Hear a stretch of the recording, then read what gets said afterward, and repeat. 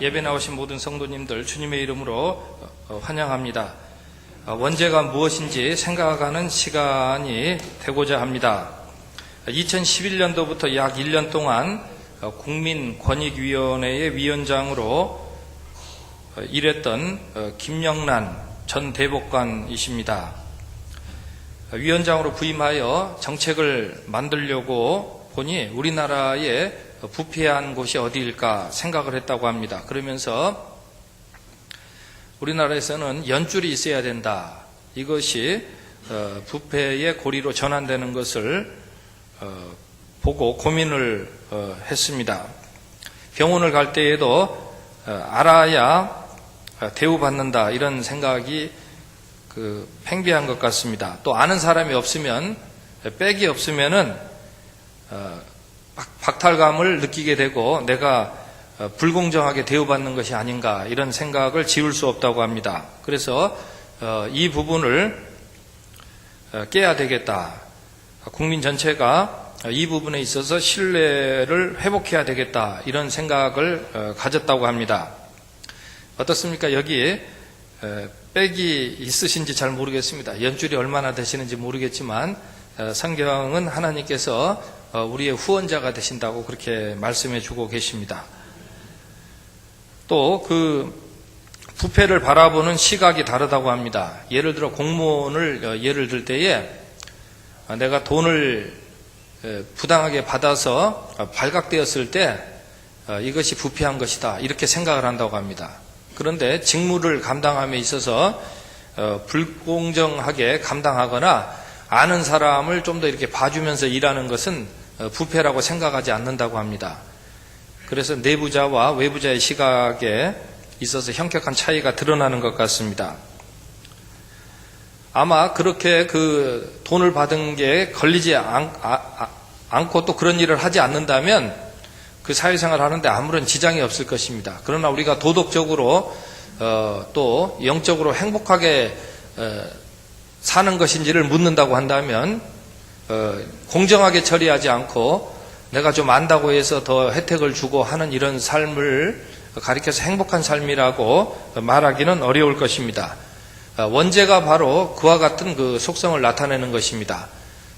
사람이 어느 정도의 사회생활을 하는 데 있어서는 큰 해악을 끼치는 것은 아니겠지만은 그러나 이 사람이 도덕적이고 영적인 행복을 누리는 데 있어서는 커다란 해악이 된다는 것입니다.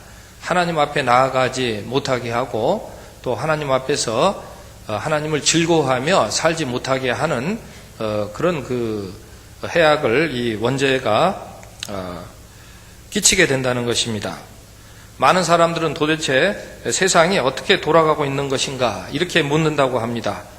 보니까 문제들이 참 많습니다. 빈부의 격차 속에 드러난 탐욕의 문제도 있고 환경 문제도 있고 국가 간에 끊임없이 싸우는 여러 문제들을 보면서 도대체 이런 사회적인 구조학을 어떻게 해결할 수 있을 것인가 이런 고민들을 많이 하는데 정작 내 자신이 정말 행복한 삶을 살고 있는지 내 자신이 도덕적으로 또 신앙적으로 행복한 삶을 살고 있는지에 대해서는 무관심하고 외적인 요인에 이런 탓을 많이 한다고 합니다. 내가 부모를 잘못 만나서 이렇게 된 것이 아닌가, 내가 학창시절에 선생님을 잘못 만나서 이렇게 된 것이 아닌가 이렇게 탓을 하는 경우가 많이 있다고 합니다. 어찌되었건 사람이 나이가 들면은 눈이 노안이 되는 것을 피할 수 없듯이 사람이 늙는 일과 또 죽음을 향해 간다는 이 사실만큼은 피할 수 없는 그런 현실입니다. 또한 죽은 존재는 누구나 다 부패하여 그 육신이 썩게 되는 일에서부터 자유하지 못하는 것입니다. 흉악범이나 거룩한 사람이나 죄를 짓고 산다는 사실은 굳이 입증하지 않아도 많은 사람들이 상식으로 여길 만한 그런 사실입니다. 이처럼 인간이 죄 가운데서 태어나서 죄 가운데 산다는 원죄의 이런 교리는 충분히 받아들일 만한 그런 주장입니다. 세상에 이 아담이라는 그 대표적인 인간이 대표적 죄를 지은 후에 그 원죄가 많은 사람들에게 퍼져서 만연하게 되었다는 말씀을 지난주에 전해드렸습니다.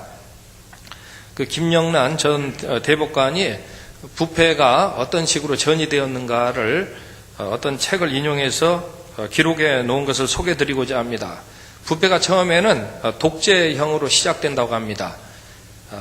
딱 말씀만 제가 드려도 아마 그림을 그릴 수 있을 것입니다. 어떤 독재자가 생겨나가지고 자기 마음대로 이제 정치와 권력을 주무르기 시작한다는 것입니다. 그리고 다음 단계는 족벌체제형이라고 합니다. 어떤 그 족벌체제들이 생겨나가지고 서로 간 이 족벌 간의 이 다툼이 있고 이제 큰 이권을 놓고 그렇게 싸우는 과정 중에 부패의 고리가 형성된다고 합니다. 그 다음 단계가 엘리트 유착형이라고 합니다. 전문가들, 엘리트들이 생겨나가지고 엘리트들끼리 자기네들끼리 어떤 그런 모임을 형성하고 자기네들에게 유리한 그런 구조를 만들어 나가는 중에 부패에서 자유롭지 못한 일이 있다고 합니다. 그리고 나서는 이제 로비 시장형이라고 합니다. 여기에서는 참 청탁할 일이 많아도 모든 것을 다 예전처럼 한두 사람을 알아가지고 전체를 다 좌우할 수가 없습니다. 어떤 특정 사안에 대해서만 이제 가까운 사람들을 연계해서 이 로비하고 또 원하는 것을 관철시키는 그런 과정 중에서 이제 부패의 그런 고리가 형성된다고 합니다. 재밌는 것은 이 독재형에서부터 이 로비 시장형으로 나가는 것은 국가의 그런 단계를 볼 때는 발전하는 단계라고 합니다. 사회가 발전하고 또 이 진보하게 될 때에 그런 사회 구조를 갖추게 되는데 부패는 사라지지 않는다는 것입니다. 부패는 오히려 집중되어서 이렇게 일어나는 것이 아니라 부패가 오히려 여러 군데서 이 퍼져나갈 가능성을 차단할 수 없다고 하는 것입니다. 사랑하는 성도 여러분, 지난주에 말씀드렸듯이 부패가 어떤 경로로 유출되었는가 이것을 사람이 아는 데는 한계가 있다고 말씀드렸습니다. 오히려 그것보다는 원죄의 그런 기본적인 이 속성이 무엇인가를 깨닫는 것이 중요하다고 그렇게 말씀을 드렸습니다. 하나님께서 금지하신 선악과의 열매 한 입을 베어 먹는 것이 무슨 큰 일이 생기겠는가 그렇게 생각을 했죠. 작은 위반에 불과한 것인데 그런데 그것을 한 입 베어 먹었을 때에 인간의 상상을 초월하는 일이 생겨났다는 것입니다. 우리가 하나님의 말씀을 들을 때에 작은 의심으로부터 시작되어서 원죄가 저질러지게 되는 것이죠. 그것이 큰 그 사건으로 일파만파 이 화근이 되는 것입니다. 오늘 우리가 하나님의 말씀을 들을 때에 어떻습니까? 하나님 말씀을 처음에 딱 들을 때에 하나님 말씀은 참 꿀과 같은 말씀입니다 하고 이렇게 딱 받아들여지는 성도는 원죄의 영향력에서 자유로운 성도가 되겠습니다. 그러니까 다른 데 가고 싶은 것도 많은데 나는 주님께 예배드리는 것이 가장 큰 행복이야. 나는 찬송하는 것이 가장 큰 기쁨이야. 그냥 아무런 거부감이 없이 다른 스케줄을 다 바쁜 게 있더라도 조정하고 딱 나온다고 할 때에는 그래서 하나님의 은혜를 마땅히 아는 것이고 하나님의 수고와 희생을 아는 것이고 하나님의 말씀을 가장 귀히 여기는 것이고 하나님의 말씀을 떳떳하게 어렵지 않게 당당하게 믿는 것이기 때문에 이런 사람은 원죄에서 극복된 그런 성도의 당당한 모습이라고 할 것입니다. 그러나 교회 한번 가는데 너무 힘들고 하나님 앞에 찬송하는 것이 너무 힘들고 말씀이 도대체 이걸 내가 믿어야 될지 말아야 될지 이렇게 늘 고민한다고 한다면은 바로 이것이 원죄의 그런 속성에서 자유롭지 못한 그런 인생의 모습이 되겠습니다. 불순종했던 아담과 하와가 그 자리에서 직사했던 것은 아니지만은 죽음이 침묵의 암처럼 서서히 찾아오게 되었습니다. 그래서 그 이후에도 사람들은 늘 하나님의 말씀에 대해서 의심을 품고 살게 됩니다. 또 하나님께 나아가는 일들을 즐겁지 않게 여기고 다른 쾌락을 찾아가는 그런 행동 양태를 보이게 되었다는 것입니다. 칼 바르트는 왜 하나님은 문을 닫고 들어가지 마시오라는 팻말을 걸지 않으시고 왜 문을 열어놓고 들어가지 마시오라는 팻말을 거셨는가라고 물었습니다. 어떻습니까? 문을 닫아놓으면 사실 팻말을 붙일 필요도 없습니다. 두드려도 열려고 해도 문이 열리지 않을 것이기 때문에 그렇습니다. 그러나 문을 열어놓고 들어가지 마시오, 이것은 먹지 마시오라고 이렇게 했을 때에는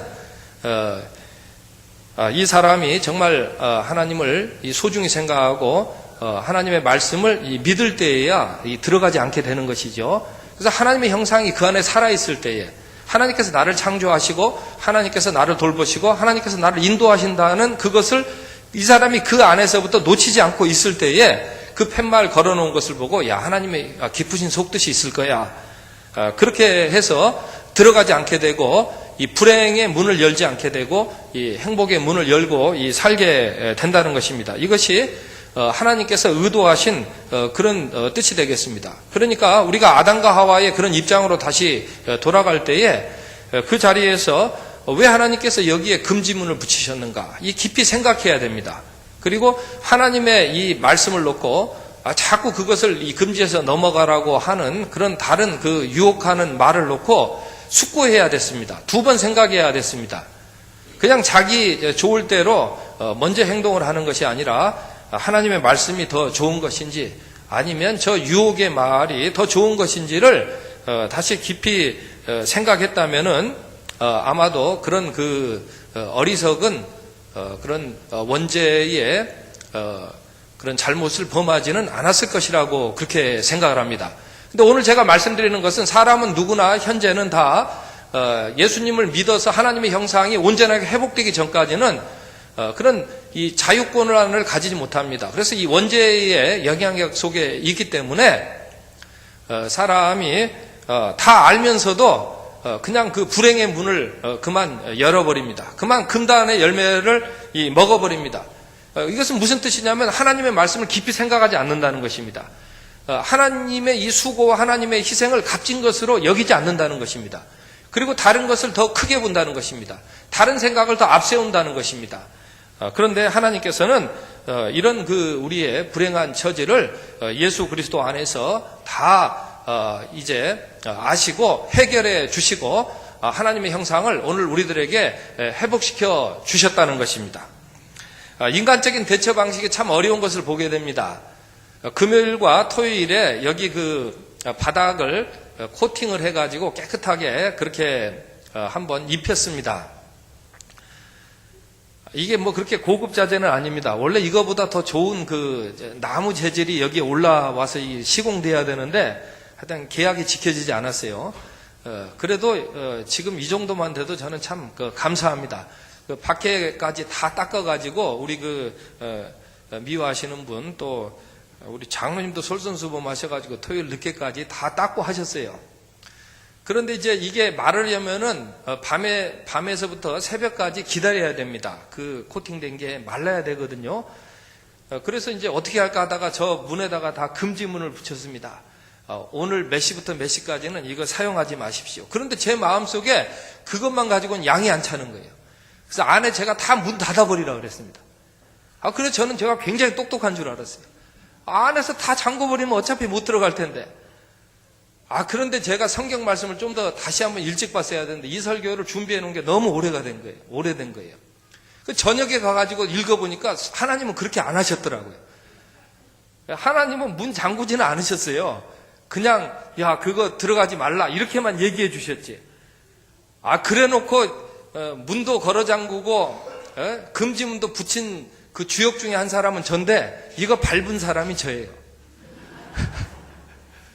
제가 모르고 이쪽으로 내려오다가 여기 진짜 안 칠해놓은 줄 알았어요. 여기 딱 8발자국을 딱 밟아버렸어요. 제가 그것도 다 기억하고 있어요. 저는 어떤 착각을 했냐면 내 발자국은 깨끗할 것이다. 그래놓고 딱 왔는데 어두운 중에서도 제 발자국이 더럽게 그대로 남아있더라고요. 제가 그 바로 내려가기 전에 또 2층에서 이게 파리 잡았거든요. 발로. 그러니까 어찌나 이 양심에 걸리든지요. 그래가지고 제 수건 꺼내고 또 양말도 벗어가지고 거기 8개 다 8군데 다 닦고 그렇게 나갔습니다. 그러면서 제가 다시 한번 하나님의 뜻을 되새기게 되었는데 하나님께서는 우리 마음속에 하나님의 형상이 되살아나서 살기를 원하시는구나. 하나님께서는 우리 마음속에 하나님의 매뉴얼이 지켜지기를 원하시는구나. 아무리 여기 팻말 갖다 붙여놓고 아무리 문 닫아놓고 해도요, 사람이 자기 비웃장 틀리면 아마 저거 문이라도 부수고 아마 들어가가지고 자기 멋대로 하려고 할 것입니다. 원죄가 제어되어야 되는구나. 내 생각이 더 큰 것처럼 느껴질지라도 하나님의 말씀 앞에서 그래도 우리가 한번 푹 쉬고 하나님의 말씀을 듣고 살아야 될 그런 여유를 갖고 살아야 되겠구나. 주님께서는 이런 은혜를 베풀어 주셔서 우리가 성령으로 호흡하게 하시고 또 예수님 안에서 안식을 누리게 하셨구나. 그래서 다 오늘 이 자리에 그런 쉼을 얻으려고 이 자리로 나오신 줄로 그렇게 생각을 합니다.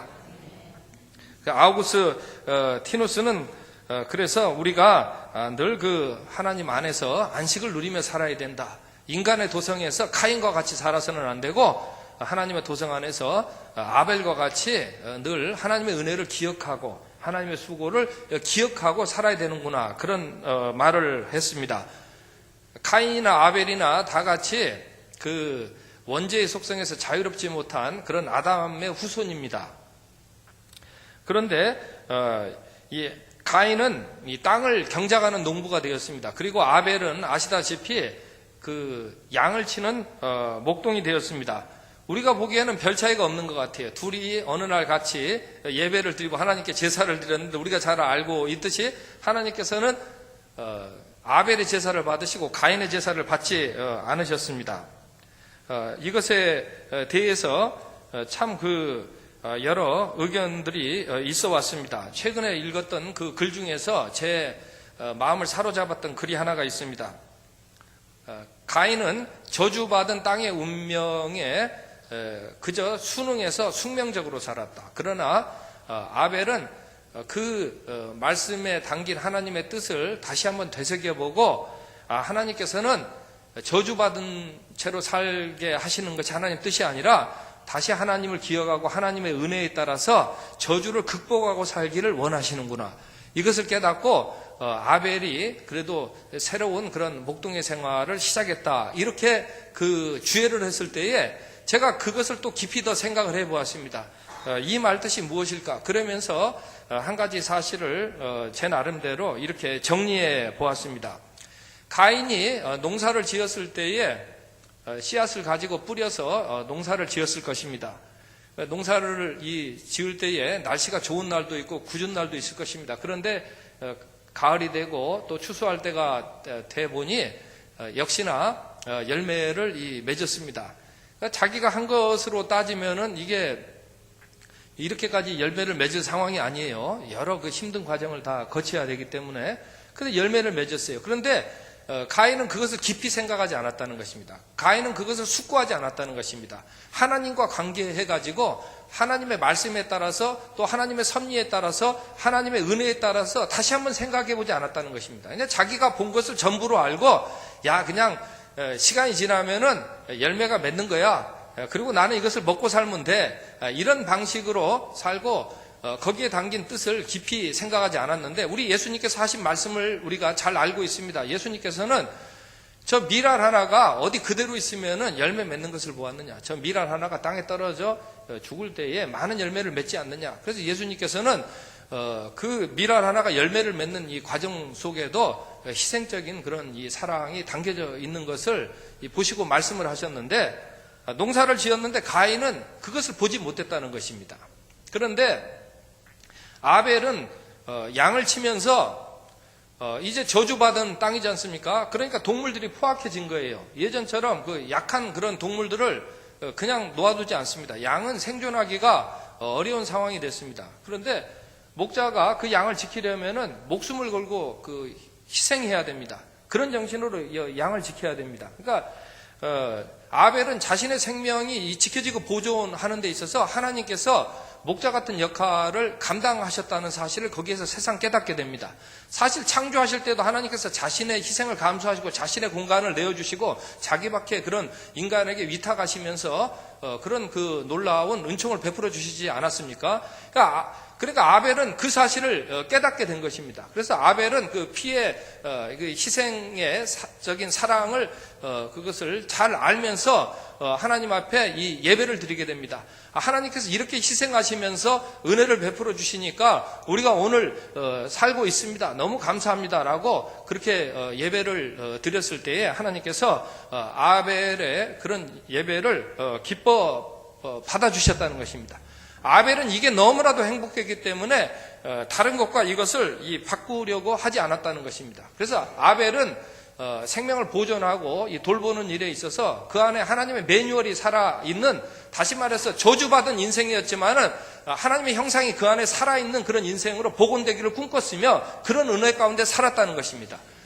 이번 세월호 사건이 있었지만 이 세월호 사건이 우리 많은 국민들에게 충격을 주었던 이유는 그 많은 절차와 징후가 모조리 무시됐다는 것입니다. 그 많은 매뉴얼들이 하나도 지켜지지 않았다는 것입니다. 그래서 사람들이 무엇이라고 얘기하냐면 이것은 과실이 아니다. 이것은 부패한 사건이다. 이렇게 봅니다. 훈장 아버지가 계셨다 그래요. 근데 훈장 아버지가 그 아들이 하나 있었는데 아들이 와가지고 아들이 좀 망난이에요. 아버지 집에 딱 소가 한 마리 있었는데 저 소가 윈 이빨이 없으니까 저거 병든 소니까 아버지 저거 팔아치웁시다. 그러니까 아버지가 그걸 팔았어요. 그래가지고 그 돈을 아들에게 주었는데 아들이 그 돈 받고 이제는 배울 것은 안 배우고 방탕한 생활을 했습니다. 그러니까 옆에 있던 학동들이 이 훈장 아버지에게 와가지고 훈장님 우리한테는 가르쳐 주실 때에 뿔이 난 소는 윈 이빨이 없다고 가르쳐 주셨는데 왜 훈장님이 속아 넘어가셨습니까? 그렇게 얘기를 했어요. 그제서야 이 훈장이 깨닫고, 야, 내가 참 이 학동들보다 못하구나. 그러면서 또 뭐라고 얘기했냐면은 글은 글대로 있고 나는 나대로 있다. 그런 말을 했다고 합니다. 거기 글이 아무리 있어도 그게 내 안에 들어와가지고 그게 살아있지 않으면은 아무 소용이 없다. 그런 이야기를 했다는 것입니다. 그런데 하나님께서는 예수 그리스도 안에서 다시 하나님의 은혜와 수고를 우리가 아는 것이 우리 안에 살아있도록 회복시켜 주셨습니다. 우리 안에 하나님의 말씀이 살아 움직이도록 그렇게 회복시켜 주셨습니다. 그러니 우리가 다른 것들을 먼저 전제로 앞세우지 않고 늘 하나님 앞에 나아가서 하나님 말씀 듣는 것을 가장 큰 즐거움으로 알고 예배드리는 기쁨으로 우리가 살아야 되겠습니다. 기도하겠습니다. 사랑의 아버지 하나님, 자꾸 하나님으로부터 멀리 떨어지게 하려는 사탄의 게임에 속아 넘어갔던 원죄의 속성을 우리 안에서 예수 그리스도를 통하여 근절시켜 주셔서 감사합니다. 만사에 하나님의 희생과 수고를 값진 것으로 알고 오직 그 말씀을 믿음으로 살게 하옵소서. 예수님의 이름으로 기도합니다. 아멘. 주신 말씀을 생각하시면서 찬송가